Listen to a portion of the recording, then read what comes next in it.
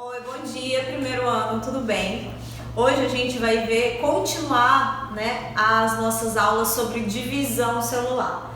Na aula de 15 e 16, da Biologia B, nós vimos as características da mitose e funções da mitose, que é crescimento celular, aumento do número das nossas células, substituição das nossas células e esse tipo de divisão ocorre nas células somáticas do nosso corpo. Hoje nós vamos entender como que os nossos gametas eles são formados através de um processo também de divisão celular denominado de meiose, tá ok? Então, esse processo de divisão meiótica, antes dele começar a acontecer, ou seja, antes da célula começar a se dividir propriamente, também há necessidade de passar pelo período de intérfase, igualzinho ocorre no processo de mitose, tá? Então, o ciclo celular, como eu já até comentei com vocês, é um processo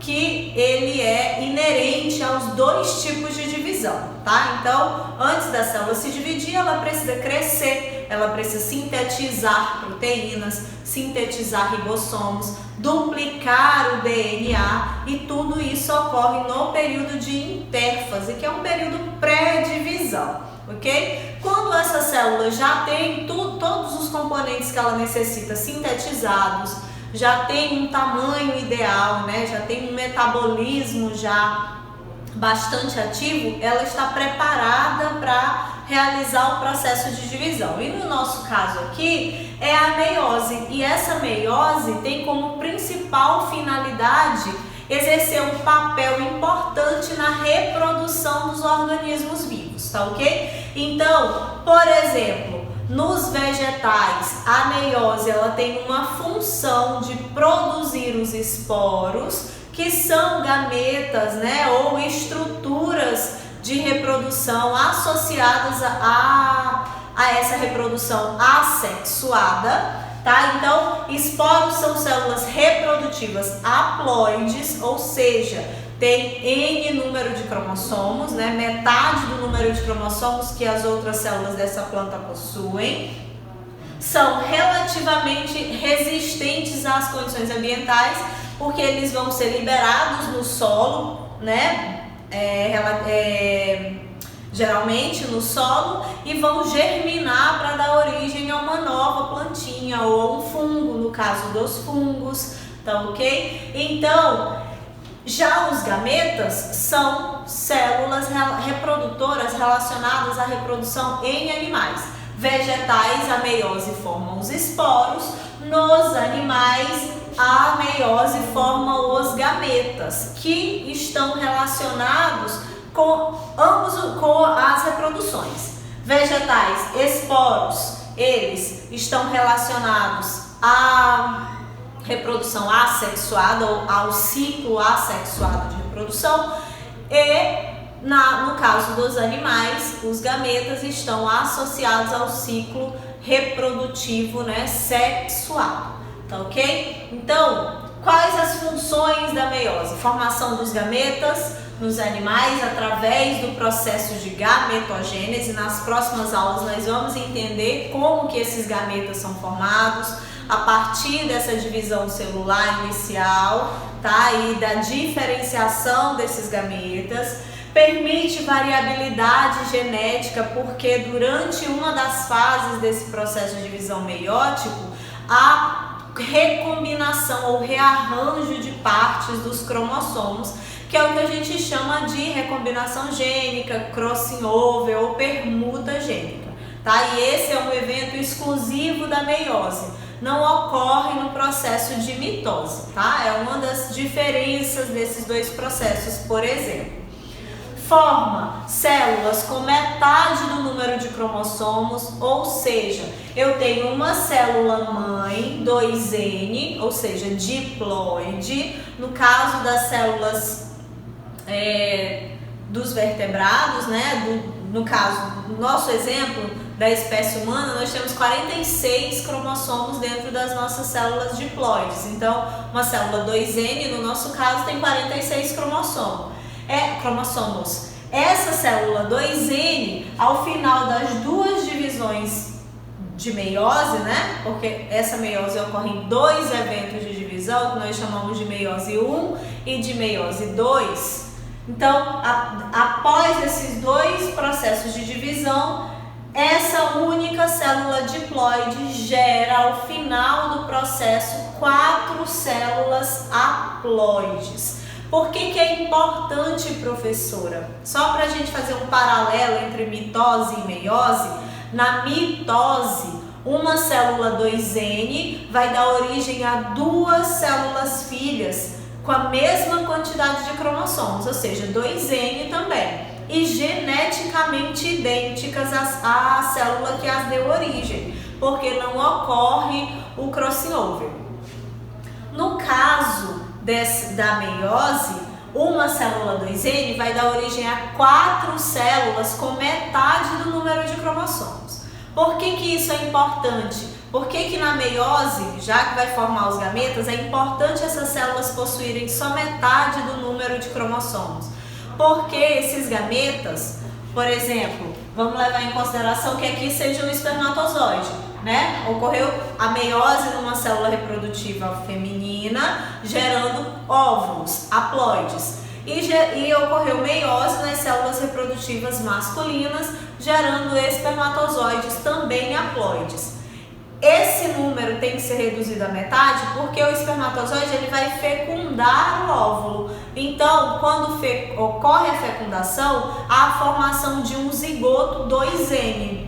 Se não ocorresse essa divisão ou essa diminuição à metade desses cromossomos, cada vez que as espécies, a cada geração que essas espécies se reproduzissem, nós teríamos uma quantidade distinta, diferente de DNA. Isso causaria, primeiro, que não haveria um padrão nas espécies, né? Segundo, que poderia causar mutações e erros genéticos, anomalias aí muito bizarras ao longo desse processo, tá ok? Então, nós temos que essa meiose, uma célula 2N, sofre 2 processos de divisão, formando 4 células ao final do processo, com metade do número de cromossomos da célula mãe. Além disso, essas células filhas, elas são geneticamente diferentes da célula mãe, porque ocorreu o processo de crossing over durante essas divisões, tá? Durante lá o processo de divisão.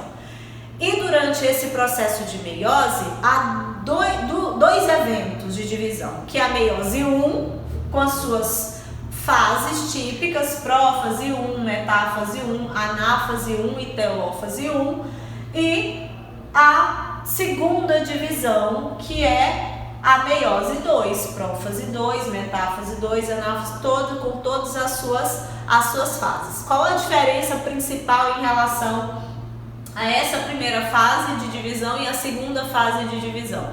Que na meiose 1, reparem que nós temos um Rzinho aqui, significa que é uma meiose reducional, certo? Então é um evento de divisão reducional. Já no caso da meiose 2, nós temos um Ezinho aqui, que significa que é um evento de divisão equacional, ou seja, vou ter 4 células, ok? Então, nós temos uma meiose reducional, porque essa meiose reducional é a separação dos cromossomos homólogos. Já na equacional, a separação das cromátides irmãs nesse processo, ok? E aí a gente entra para as características dessas divisões. Primeira divisão é a meiose 1. O início dessa divisão é caracterizada por uma fase de prófase, né? E essa fase de prófase ela é dividida em 5 subfases: leptóteno, zigóteno, paquíteno, diplóteno e diacinese. O que acontece em todas essas fases, né? Então, na fase de leptóteno, é uma fase em que os centríolos dessa célula, eles se movimentam para os polos opostos da célula, certo? Então, concluída a primeira fase de leptóteno, nós passamos para a segunda fase, que é a fase de zigóteno dessa prófase 1. O que acontece nessa fase de zigóteno?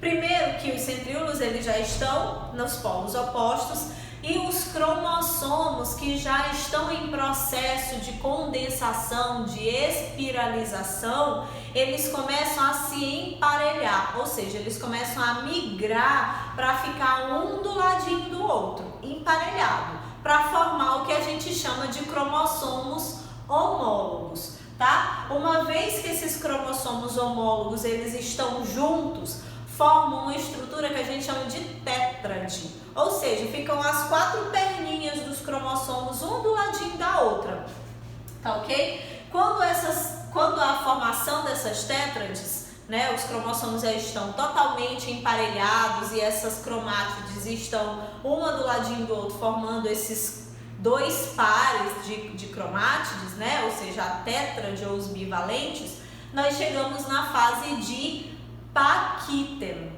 E a fase mais importante da prófase 1 é o diplóteno. Por quê? Porque é nessa fase de diplóteno que ocorre o crossing over, tá? Que na realidade é uma troca de pedaços desses cromossomos, ok?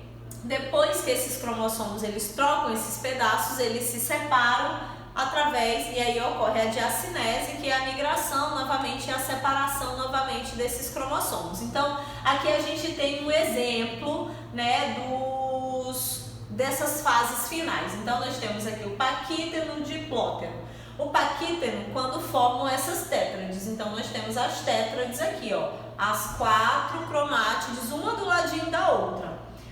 No diplóteno, essas cromátides, elas vão é como se elas se enrolassem uma na outra e se rearranjassem, né? Esse rearranjo muda, né? Altera a conformação ou a variabilidade genética. Por quê? Porque a gente vê aqui, ó, que no resultado final, esse primeiro cromossomo, ele tem partes desse segundo e vice-versa. Isso é uma vantagem, né? Porque causa variabilidade genética, há uma mistura de genes em relação a esses 2 cromossomos, tá ok? Então, só pra gente fixar, no leptóteno, a condensação do material genético, o desaparecimento da carioteca e a migração dos centríolos para os polos opostos. No zigóteno, o evento importante é o pareamento e a formação desses homólogos. O paquíteno, né, e no diplóteno aqui, ó, nos 2, ocorre o processo, mas principalmente aqui no diplóteno, o processo de crossing over, e a diacinese é a finalização ou a terminalização desse processo, a separação novamente desse processo. Uma vez que conclui a prófase, entra-se em fase de metáfase. Qual é a principal característica da metáfase? Isso vale tanto para a meiose quanto para a mitose. É a formação do que a gente chama de placa equatorial. O que é essa placa equatorial? Os cromossomos eles migram e ficam organizados bem na região mediana da célula, certo? Então, esse é o evento principal da fase de metáfase. Uma vez que ocorreu esse processo de formação de placa equatorial, a gente entra no processo de anáfase. A anáfase é a separação desses cromossomos homólogos, tá? Nesse caso, reparem que nós temos 2 cromossomos aqui, ó, 2 parezinhos de cromossomos. Então, esses cromossomos homólogos na anáfase 1, eles são separados e levados para os polos opostos da célula. Quando isso acontece, a célula entra em telófase, que é o rearranjo, no caso, ou uma fase vamos dizer assim, de intervalo de divisão, uma vez que a gente vai ter novamente uma segunda divisão, tá? Então, essa célula mãe vai originar 2 células filhas, certo? Já no processo de meiose 2, essas células filhas formadas a partir do processo de meiose 1, né, vão sofrer duplicação de centríolos, espiralar o os cromossomos, condensar esses cromossomos, vão desestruturar a carioteca, então respeitando todas as fases típicas da prófase de qualquer uma das divisões, certo? Depois de acontecer todos os eventos da prófase, repare que na prófase 1, 2, nós não temos aquela subdivisão lá, aquelas 5 subfases. Não há 5 subfases aqui. Ocorreu esses eventos, duplicação dos centríolos, espiralização dos cromossomos e desaparecimento da carioteca, termina a fase de prófase, já entramos para a fase de metáfase.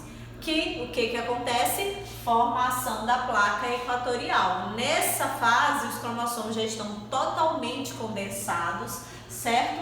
Alinhados na região equatorial. Por que isso é importante acontecer? Porque quando a gente chega na anáfase 2, essas fibras de fuso, que são essas linhas em azul, elas vão encurtando. Quando elas vão encurtando, elas vão puxando mesmo, realizando uma força contrária e puxando mesmo esses cromossomos, no caso aqui, né, a migração, a separação das cromátides irmãs.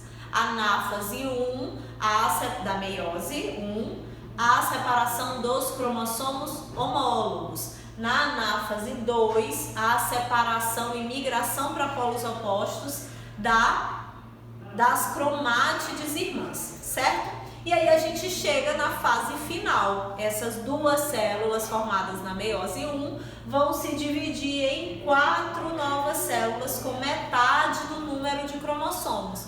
Aqui, nessa fase, as células já entendem que tem 4 novas células filhas. E aí vai novamente ocorrer o rearranjo das estruturas.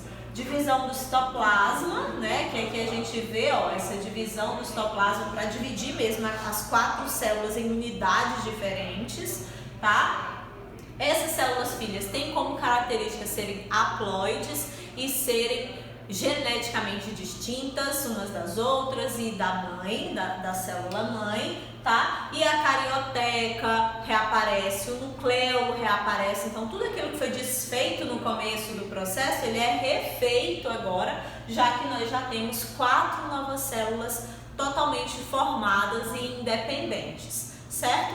Professora, mas depois disso tudo, cada uma dessas células vai passar por todo esse processo de novo? Vai, tá? Então, é por isso que é importante a manutenção da reprodução e é por isso que esse processo de divisão é importante para a reprodução tanto de animais quanto de vegetais, tá ok? Então, um beijo, até a próxima aula.